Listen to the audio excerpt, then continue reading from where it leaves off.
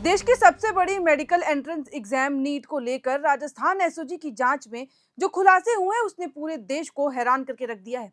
अब ये पूरा मामला जो है वो पेपर लीक तक सीमित नहीं रह गया है कि सिर्फ एक परीक्षा की गड़बड़ी नहीं रह गई है, बल्कि एक बड़े संगठित अपराध का रूप ले चुका है जिसमें ऐसे खुलासे हो रहे हैं जिसे जानकर पूरा देश हैरान है। जांच में सामने आया है कि परीक्षा से कई दिन पहले ही पेपर माफियों के पास पेपर जो था वो पहुंच गया था और उसे राजस्थान समेत देश के और जो 10 राज्य हैं उसमें लाखों रुपए में बेच दिया गया। लेकिन आखिरकार ये पूरा मामला क्या है? चलिए स्टेप बाय स्टेप डिटेल से समझते हैं। जो गिरफ्तारियां हुई हैं उधर से जब जांच पूरी की गई उसमें क्या आया है।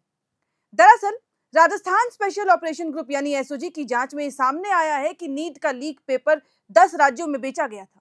इनमें राजस्थान, महाराष्ट्र, हरियाणा, दिल्ली, केरलम, उत्तराखंड सहित और भी अन्य राज्य शामिल थे जहां पर लाखों रुपए में ये पेपर बेच दिए गए। एसओजी ने सभी राज्यों के नाम आधिकारिक तौर पर हालांकि नहीं बताए हैं कि हाँ इसी इसी राज्य में हुआ है, लेकिन ये कुछ नाम है जहां पे गारंटेड है।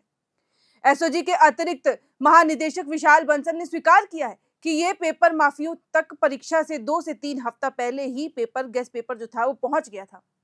सिक्कड़ में ई मित्र संचालकों तक पेपर पहुंच गया था। कोचिंग संचालकों और एक करियर काउंसलर की भी इसमें भूमिका सामने आई है। कहा जा रहा है कि ये सारे पेपर्स जो हैं वो कहीं ना कहीं कैटेगराइज्ड वाइज लोगों के पास पहुंच गए थे। एसओजी ने जयपुर, सिक्कड़ और गुरुग्राम सहित अन्य शहरों में जिन आरोपितों को पकड़ा है उनमें जयपुर जिले के जमवाड़ रामगढ़ निवासी 2 भाई दिनेश बिमवाल और मांगीलाल भाजपा से जुड़े हैं। सोचिए, अब जो बातें चल रही थी, जो सवाल उठ रहे थे, विपक्ष ने भी ये आरोप लगाए थे कि भाजपा इसमें मिली हुई है।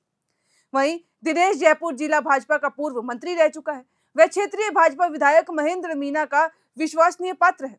सूत्रों के अनुसार सीबीआई को सौंपी गई एसओजी की रिपोर्ट में यह कहा गया है कि नीट का पेपर नासिक की प्रिंटिंग प्रेस से लीक हुआ और फिर वहां से गुरुग्राम के खुरमपुर गांव निवासी एमबीबीएस छात्र यश यादव तक पहुंचा।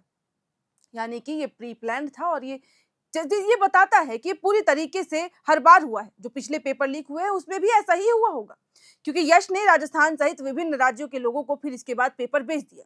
मांगीलाल एवं दिनेश बिमवाल ने 30 लाख रुपए में यश से पेपर 27 अप्रैल को खरीदा।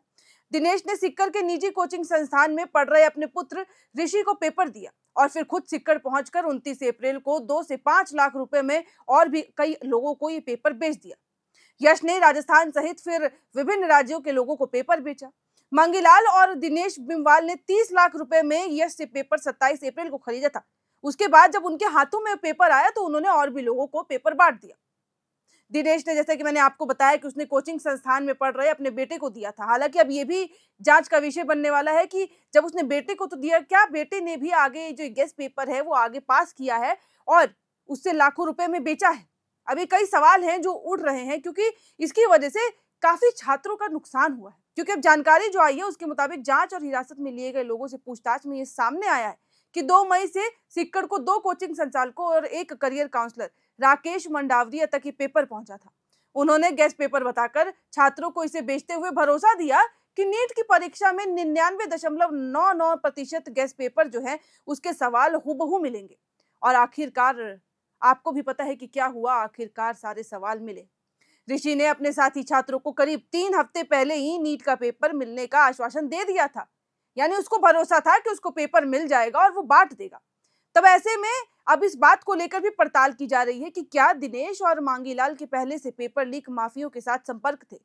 क्या वो इस सब मामले में इसी साल नहीं बल्कि पहले ही सालों से जुड़े हुए हैं।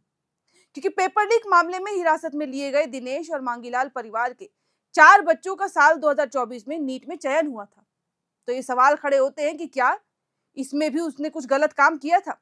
इनमें मांगीलाल का बेटा विकास सवाई माधोपुर मेडिकल कॉलेज और बेटी प्रगति दौसा मेडिकल कॉलेज में पढ़ रही हैं। उन्होंने एग्जाम निकालने के बाद यहाँ एडमिशन लिया। इसके अलावा उनके भाई स्वर्गीय घनश्याम की जो बेटी है सानिया, वो मुंबई मेडिकल कॉलेज और फिर उनके बेटे दिव्य जयपुर स्थित एमएस मेडिकल कॉलेज से पढ़ाई कर रहा है।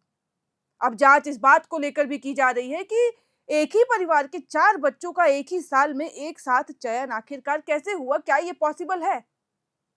दिनेश की पत्नी हालांकि रजनी और मां प्रभु देवी ने यह साफ कहा है, उनका ये कहना है कि मामले में सच्चाई नहीं है। उनका ये कहना है कि उनके बच्चे, उनके परिवार के जितने भी बच्चे हैं वो मेहनत के साथ पास हुए हैं और उन्होंने तब एडमिशन लिया है। लेकिन अब जांच की जाएगी कि इसमें कितनी सच्चाई है, क्योंकि जब दिनेश का ऐसे सब में नाम आ रहा है, जब वो गिरफ्तार किए गए हैं, तो क्या ये संभव नहीं है कि उसने अपने परिवार के बच्चों के लिए भी ऐसा ही कुछ किया होगा?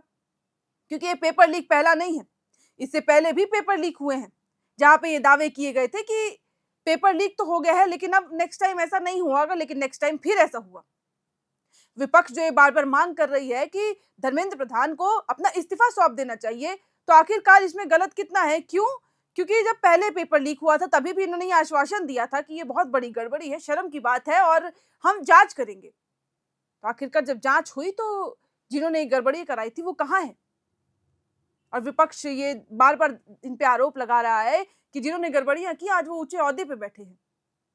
तो अब फिर से जब ये नीट पेपर लीक हुआ है, तो अब सरकार क्या करेगी? और उसमें भी जब ऐसी जो बातें वो सामने आती हैं कि इसमें भाजपा के लोग मिले, हालाँकि पूर्व रह चुके हैं, बट फिर भी वो भाजपा से जुड़े थे। तो क्या वो अपनी शक्तियों का गलत प्रयोग कर रहे हैं? अब मामला जो है ये जितना आगे बढ़ रहा है, उतना ही जटिल होता जा रहा है, क्योंकि ये नीट पेपर सिर्फ एक पेपर नहीं है, ये लाखों छात्रों का भविष्य है। वो लाखों छात्र जो दिन-रात मेहनत करते हैं, और वही नहीं, जिन उनके मेहनत के पीछे उनके परिवार वालों का हाथ होता है।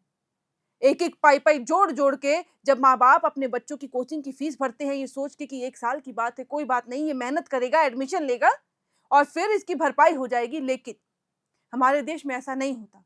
मैं सवाल उनसे भी करना चाहूँगी, सरकार से ये भी करना चाहूँगी कि हमारे देश में ऐसा कौन-सा कॉम्पिटिटिव एग्ज़ाम है, जो बिना गड़बड़ियों के साथ संभव एकदम अच्छे तरीके से हो गया हो? अगर आप एक भी ऐसा पेपर है, तो मुझे बता दीजिए, क्योंकि हर पेपर, हर कॉम्पिटिटिव एग्ज़ाम में ऐसी ही दिक्कतें हैं। बहरहाल अब ये नीट का पेपर लीक जो है, वो और भी ज़्यादा जटिल होते जा रहा है, आगे बढ़ते जा रहा है और इसमें कई बड़े-बड़े खुलासे हो रहे हैं। अब क्या ये जो गिरफ्तारियाँ हुई हैं, ये कितने लंबे समय से किस संगठन के साथ जुड़े थे और कितने लंबे समय से ऐसे पेपर लीक में जुड़े हुए हैं, ये सब अब इन सब की जाँच की जा रही है। लेकिन आगे अब क्या होगा? किस तरीके से आगे कार्रवाई बढ़ेगी? कितने और लोगों की गिरफ्तारियाँ होने बाकी हैं? ये सब जैसे-जैसे जाँच बढ़ेगा और जो-जो इन्फॉर्मेशन हम तक आएगी, जो-जो अपडेट्स आएँगे, वो हम आप तक साझा करते रहेंगे। ऐसी तमाम खबरों के लिए आप बने रहें एयर नाउ के साथ।